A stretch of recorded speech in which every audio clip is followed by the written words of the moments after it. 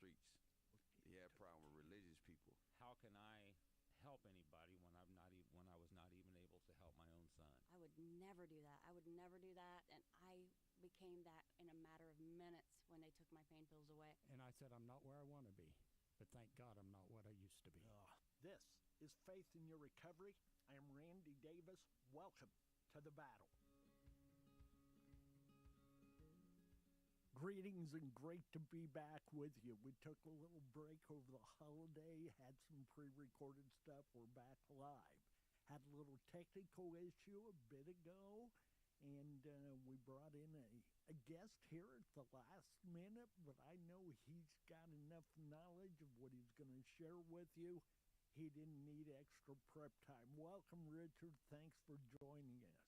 Thanks for having me. We're going without a net today. It was just literally like 5 minutes ago, and here we are. So I didn't have time to worry about it. We're just going to jump right in and have a conversation. There you go. There was no room for panic, that's right. For sure. It's like grabbing you off the street, dropping a loop around your neck, and rushing you inside. Well, let's do it. Yeah, so go ahead. Tell the folks what you're about here at the Christian Center. Tell them what you do, and we'll get into some of that story. Okay. The Christian Center is a 65-bed men's shelter. We also are Madison County's only full-time soup kitchen, so we serve 3 meals a day, 7 days a week. Actually, on Sunday, we do 2 meals, and we have some church partners who do the dinner meal, give our guys a little bit of break. The area that I work at is the Elios Center. That's a place where our unhoused folks can come and take a shower and get their laundry done while they wait. And then we like to have conversations and try to connect them to recovery resources and just be able to just sit down and let them be themselves and take a break and have a conversation if they want to. It's certainly it's invite only. If you want to come have a conversation, that's fine. If you don't, you can just come and take a load off. The door's open to that, but it's not a forced or an expected thing. It's just an offered thing, it sounds like. Absolutely. We also partner with Aspire and have an outreach team, part of an outreach team every day that we come in, and from 8:30 to 9:30, we just kind of talk about our caseload and some of the people that we've met outside. It's a group of folks who can leave our 4 walls and go out into the community, into some of the encampments that you see out there. It's a lot of the ones that you wouldn't, that are outside of the what the community would normally see. Some abandoned properties. We go wherever we think there will be people who are in need, and try to make those connections as well. Do you have even a close guess or a guesstimate as to how many homeless encampments there are here in Madison County, mainly here in the heart of it all, Anderson? Really, that you saw a lot more encampments about 2 or 3 years ago, and the city has worked to kind of break those up, and which has caused folks to really kind of scramble a little bit and take shelter in abandoned properties and in the alleys and byways. So there's not like the encampments that you used to see. There used to be 3 or 4 communities that we could go to where there might be 15, 20, 30 people living. And we're just not having that as much like we did. Or they're transient, you may have 3 or 4 tents up and then go back there a week later and 2 or 3 of them have left and there's just 1 tent there. So it's not like it, certainly like it was a couple years ago here, at least in Anderson. Is that because of what the community has to offer now? Other facilities along certainly with the Christian Center? I think that's part of it. We have some partners over at the Serenity Cafe that's also providing nighttime services after we close here at Elios. That's a place where folks can come, and it's more of a cafe atmosphere. People can just relax again there, have maybe a cup of coffee and meet with some other people who offer resources. And so there's now in this community where there wasn't even just 3 or 4 years ago, there's a place for unhoused people to go and get help if they need it, and they can go there. There's day and night services available, which didn't exist literally 4 years ago. What about shelters when those temperatures turn so bitter and turn so cold? I'm going to guess there's got to be an increase in doors that are open overnight and invite folks in a place where they can, you know, make it through the night a little more comfortably. Yeah, we open up our chapel when I think the temperature. You know what? I don't want to guess. You can go online. There's when you maintain a temperature, I think it's like below 30 for 2 days or 48 hours. Then that initiates the emergency warming centers for us. And right now, we're the only group that's offering that. We've had some partners who had to can no longer do that. So when we've opened up here the last couple weeks, we've had 35, 40 people that we've housed in our chapel. Sometimes this last time we did a week stand with folks and kept them safe. Every year that I was here, last year was the first year that I didn't have a friend who lost fingers, someone that I knew. So that doesn't sound like a victory to folks, but to us that was a big deal. It does to me. When you get frostbite, it's not just losing your fingers. A lot of times you lose your life. Sepsis will sink in, and a lot of folks have lost their lives. So last year was the first year that no lives lost and no digits lost. So knock on wood, we're hopeful for that again. So this year. do you find? Is there a time when you find it necessary or you're forced to say, no, we can't receive somebody else as far as the warming center, or do you just squeeze them in somewhere? We always have an option. There's one option they probably don't want us to share publicly because they don't want to be inundated, but there's a local government agency that we can send people to if they are a threat to themselves or to the folks who are in the community in our warming center. There will be, unfortunately, sometimes maybe people will come in and they'll be on some kind of substance, and we will deem them a threat to themselves or to others, and we make sure that they go to this other location. Sure. And they have that option.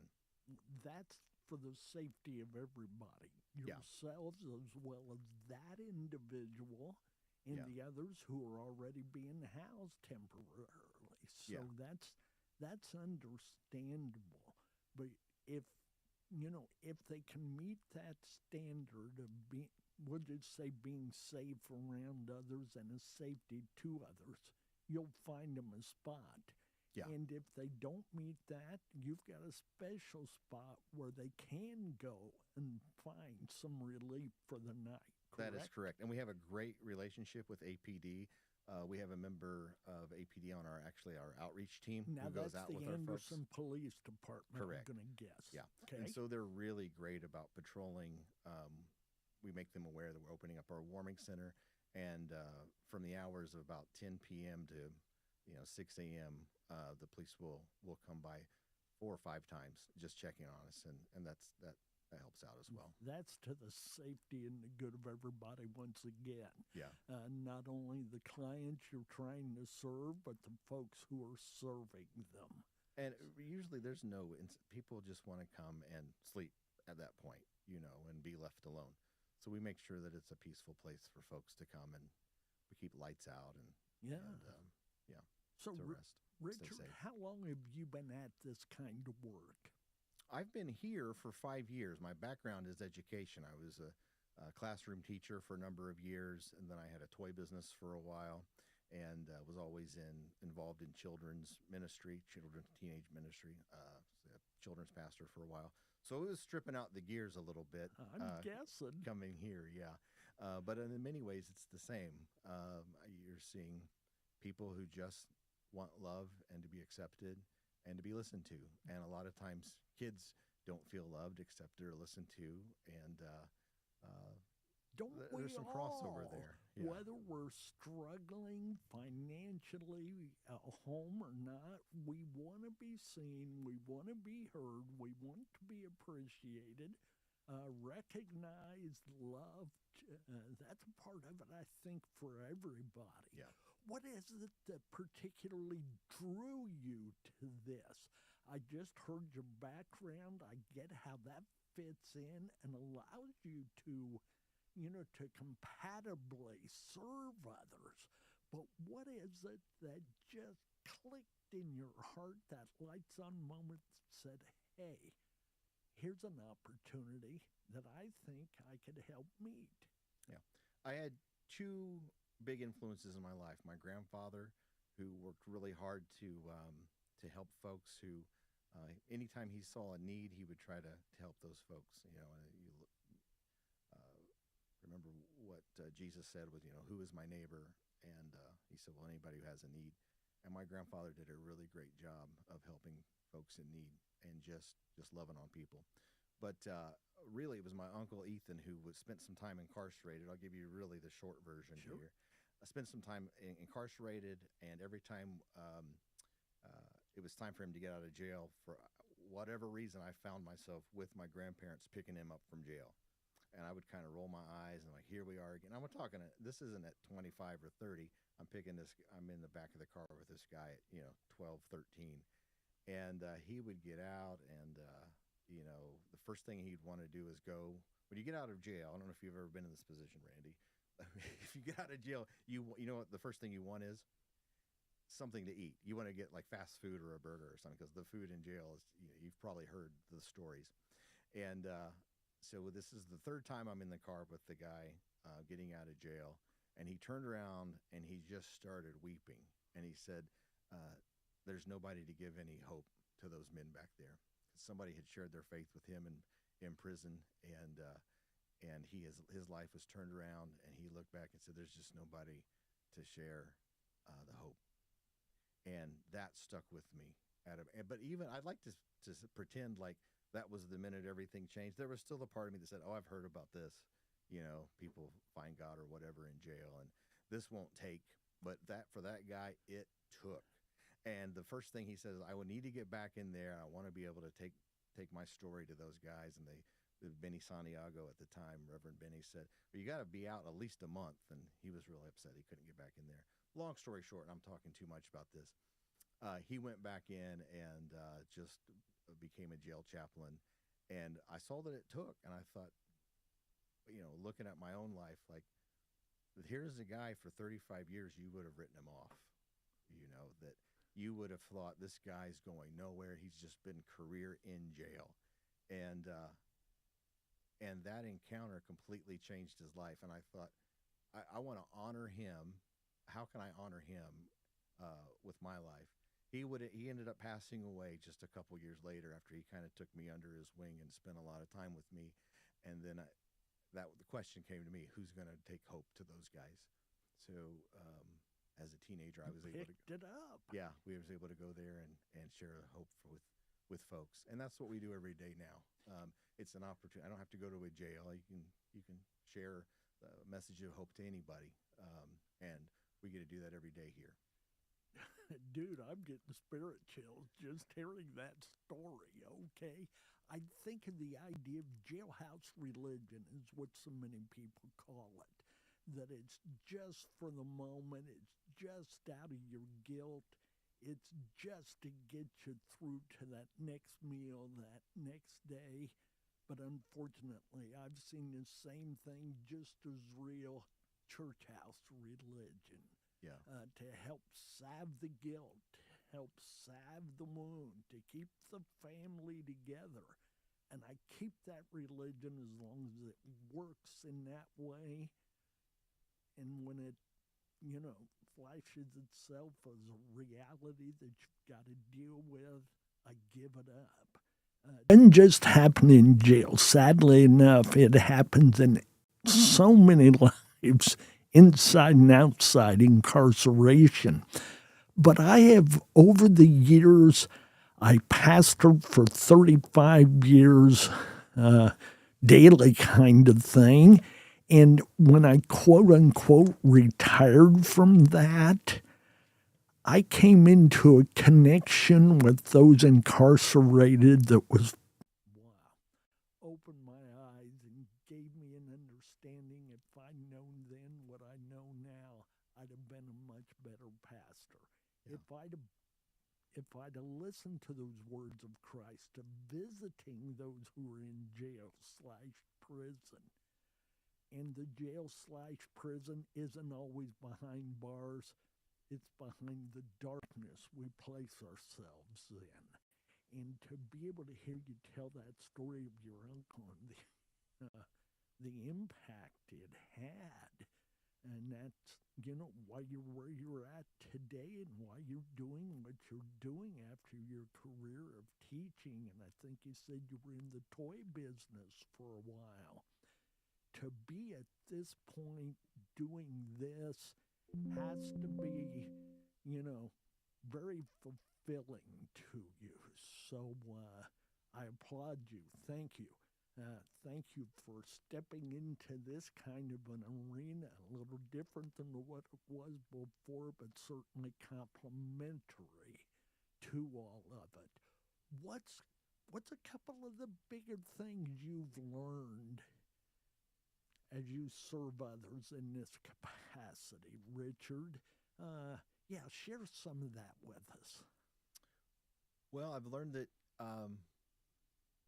the beauty of sitting down with somebody and listening to them, regardless of their story or their situation. Just everybody, I said it earlier, everybody just wants to be listened to. And it's easy to hand somebody a sandwich and say, isn't this the thing that you wanted? Or give them the toothpaste or the whatever.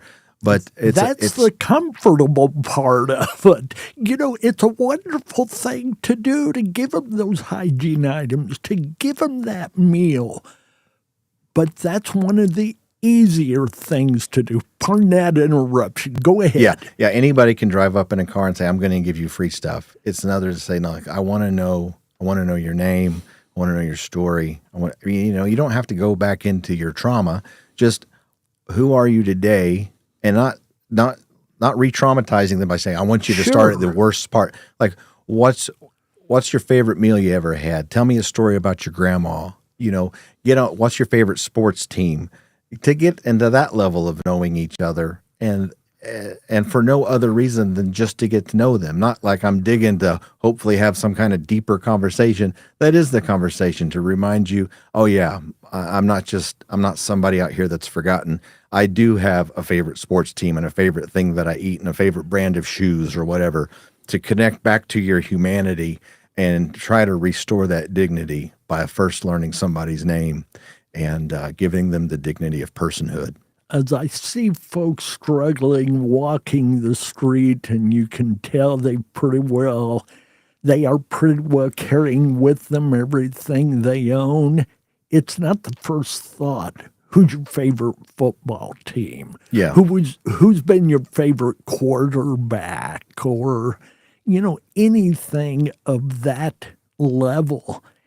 And it sounds so simple, but until someone asks you and gives you a chance to give your opinion, the value that goes with your opinion, you don't have to agree with that individual.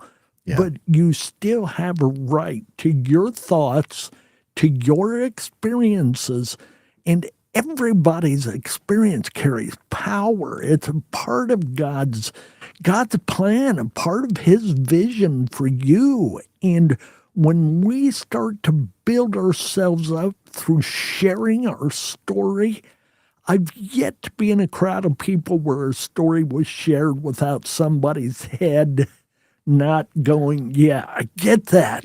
Yeah, I've been there. Yeah, I've had that feeling of worthlessness. And now I've been able to overcome that through Christ. I've been able to see my value in his plan for me, and to get to see that and to offer it. Here at the Elio Center, I'm blown away every time I come in. I see the folks who are doing their laundry. Most people, we don't give it a thought. It's a task. It's a job. But when you don't have a place to go to do it, and you can come to a place like this to get it accomplished, or to, be able to take a shower and feel better about yourself in that way, and to be a conduit to those kind of things happening, that's a powerful position. It's powerful to watch somebody come in and they don't feel like they look or feel like themselves, and then to put on a fresh pair of clothes and to take a shower and, maybe do your hair up. I haven't had that problem in a while. Neither one of us. Right.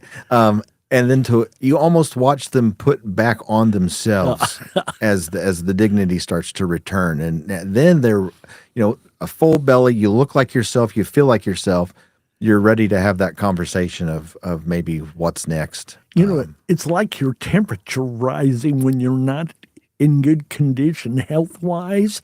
It's that pride coming to the top. Yeah. That thermometer of pride is, you suddenly, as you've described it, you go through this, you get your hair fixed. One of our ministries at A Better Life, Brianna's Hope, our parent organization, is that we go into the J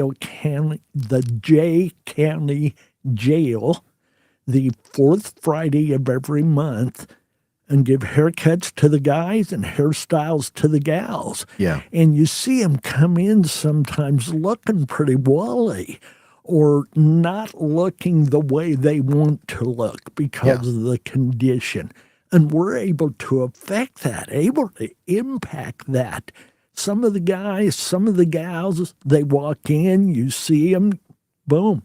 They walk out, you hardly recognize them, and they're pleased with that. It's a fresh start. And I think it's important for the public to know it's not like you started with something and showed them a way that they could be. They are looking like they want to look, like they have always looked. The long beard or the dirt on the face or whatever it is, that's the mask. That's not who they are. They are who they are when they leave after receiving those services. You didn't do anything. You helped them get back to the way that they feel they are, who they actually have always been. And that's what I always try to remind our folks is like, I didn't need to go into the jail I didn't have something great to offer them. I had somebody come out of the jail, and I'd never been incarcerated, never been in trouble, and changed my life. So when I'm looking at the folks that come in that we're assisting, it's not what can I do to give them. There's a future Ethan. They've got equally or maybe even more to offer us than we have to offer to them. All the time. Yeah. It's just, we had a gentleman here the last time we were in the jail. He came in, he had a full beard, a mustache that I envied. I can't grow that kind of hair anywhere, okay? Yeah. But he asked that they take it all off. He totally got rid of the beard, totally got rid of the mustache. And to see the process was funny because one half of his face is bare and the other side, he looks like a bear, okay? And when he was done, I am certain some of those guards could not have recognized him. And that's who he wanted to be in that moment. And we had the privilege of helping make that happen. Yeah. And just seeing the demeanor go from his head down with his eyes closed to his chin up and a smile on his face. We're not changing the world, but we help to change his in that moment, and I'll take that any day. Yeah. The pride we could feel in that by helping him become who he wanted to be right then. Yeah. What is it, Richard? This may be a question, pardon me, above your pay grade, okay? But what is the next thing you would personally like to be able to accomplish professionally? I don't necessarily mean a certificate. That's fine if you're wanting, to get certified as A, B, or C. But as a service, what would Richard like to do if finances weren't in the way, facilities were not in the way? Yeah, help me with that. I just like to continue telling. I like to go to our schools and to the churches and anybody who have us and tell the stories of our people, the people that we serve.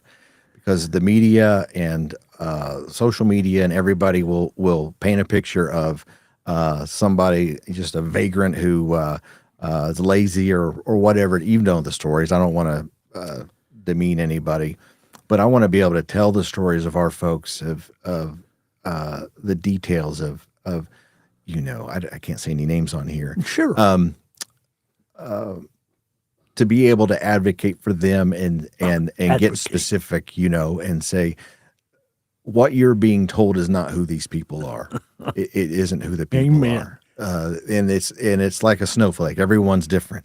You might run into a guy who had a divorce and then they lost everything, and that just felt like they lost their hope, and then they ended up not having a house. There's somebody who's got a substance abuse disorder and they lost their trauma. home. And there's always the common thread, usually, of some kind of profound, unspeakable childhood trauma. Amen. That nobody's ever going to want to share with you. I always say, when I put my head on my pillow at night when I was a child, even though we had a rough time. I was a single mom and very young, and we didn't have much. But I knew that my mom was protecting me, and when I woke up the next morning, tomorrow's going to be better than it was today, or at least there'd be food on the table. Or mom was trying, and I was in a home where somebody loved me.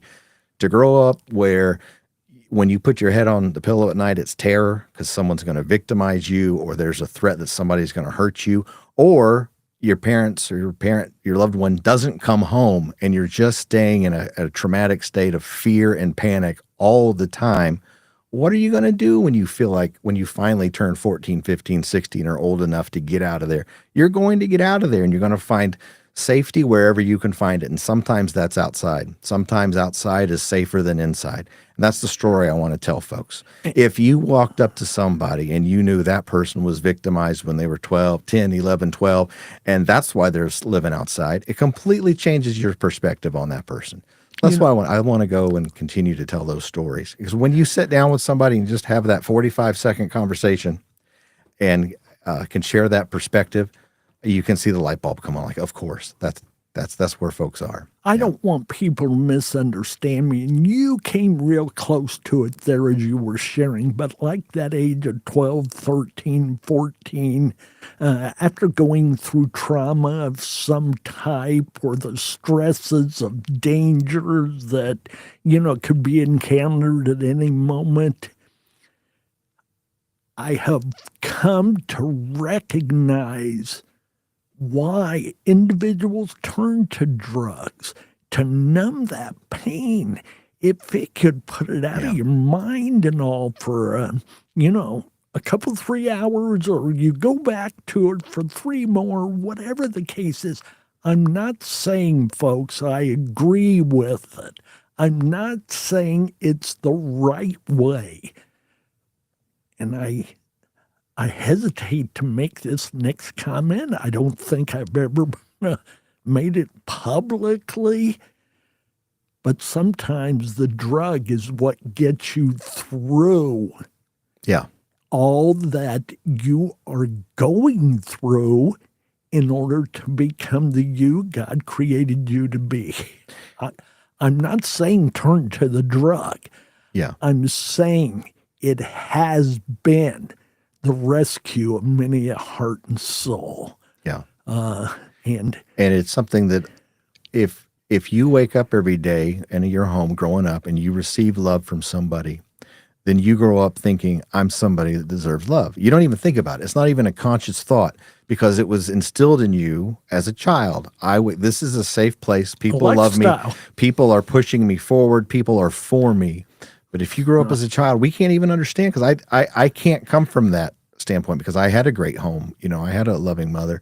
But if you grew up and you were treated as an it and a thing, and people, I can't imagine. Then you grow up thinking, well, normal life isn't for me. Whatever normal means, this isn't for me. I don't deserve a home. I don't deserve a job. I don't deserve the things other people have. Because that's what was instilled in you. Yeah, I've oftentimes used a lesson in some of our A Better Life Brianna's Hope chapter meetings that's entitled Survival Lies. Without that lie, you wouldn't have survived. That and I'm not encouraging lying. Please do not misunderstand. But I see why it can happen so often in some lives. Oh, Randy, we do a little, I like to bring pastors on board or business leaders on board. We bring schools on board, and we do a little 2-hour survivor scavenger hunt. So we give them a list of things like this is what it would take to survive through the day. Some of the things, I won't bog you down with the whole list, but I have to have water that I can drink, and I have to place to take a shower. I need to have an address. I need to have fire, access to food. And one of the first things you find, every single person in that group in the first 2 hours becomes a thief. You're like, well, it would just be easier if I stole this. I'm running out of time. I've got to be able to make a fire. If I just stole that lighter, I could have fire. So yeah, that's completely correct. You will become a thief. You will become a liar because you have to survive. I also get that folks like, why would the unhoused people leave trash everywhere? Well, they have to carry their valuables in their backpack. You're not going to put down that picture of mom and your wallet and your phone so that you can pick up this garbage and go take it a mile down the road and take care of it because somebody may come and take your valuables. So you take your valuables with you. And if there's time, maybe it's not front of mind. It's a different world. You are surviving at that point. And your big thought is, I'm not going to take that Dorito bag with me. I'm just going to leave that there. It's going to be okay because I got to survive and get to the next space, or I got to keep my fingers on. I got to get to the ELO Center and get some gloves. I think back to a program that's very similar to what you're speaking of. For the life of me, I can't think of the name of it now, but I went through it a couple of different times where you enter and you know what's going on. You're given an identity card. You're given how much you're making in a month. You're given your expenses for that month.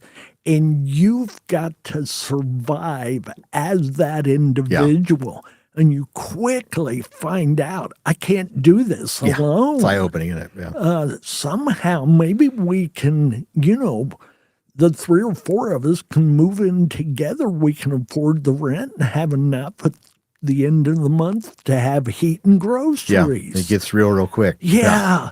And, I've never had to live under that kind of stress or strain. I've often said, and I say this with all glory to God, my worst day is better than some people's best day. Yeah. So, I through those experiences, I shockingly learn how difficult it can be for some and the sacrifice they must make. And you and I, and when I say you and I, I'm talking to you, the listener, and myself. How do we give? How do we share? How do we get involved? Or are we? Do we just sit back and complain for others and about others instead of giving of our blessing, whether that's our energy or our finances? Find a way to get involved, folks. The world needs you for sure. What is it that you would most like to see disappear, be wiped out? Is it poverty? Is it drugs? Is it lack of caring? Let me throw that at you. If you made me pick one, I would choose access to mental health resources. We don't have it. We don't have a plan as a society. You got a question coming in? Yeah, we've got a question. Let's have Eric share that with us, and we'll get it right off the top. Eric?